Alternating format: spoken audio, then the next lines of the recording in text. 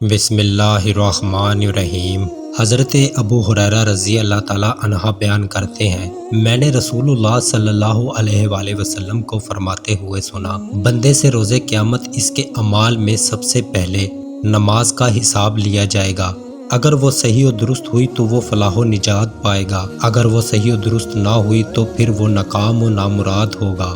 اگر اس کے فرائض میں کوئی کمی ہوئی تو اللہ تعالیٰ فرمائے گا، دیکھو کیا میرے بندے کے کچھ نوافل ہیں، تو اس طرح فرائض کی کمی کو ان نوافل سے پورا کر دیا جائے گا، پھر باقی اعمال کا حساب اسی طرح ہوگا۔ مشکوٰۃ المصابیح حدیث نمبر 1330۔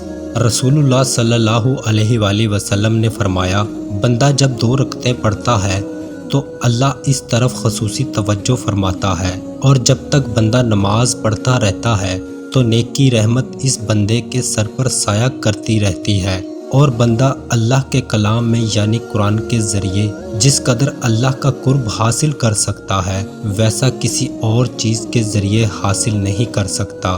مشکوٰۃ المصابیح حدیث نمبر 1332۔ حضرت جابر بن عبداللہ بیان کرتے ہیں کہ رسول اللہ صلی اللہ علیہ وآلہ وسلم نے فرمایا، کوئی بندہ اس وقت تک مومن نہیں ہو سکتا جب تک اچھی اور بری تقدیر پر ایمان نہ لائے، یہاں تک کہ وہ جان لے کہ جو چیز اسے ملنے والی تھی وہ اسے ہی ملی، کسی اور کے پاس نہیں جا سکتی تھی، اور جو چیز اسے نہیں ملنی وہ کسی صورت اسے نہیں مل سکتی۔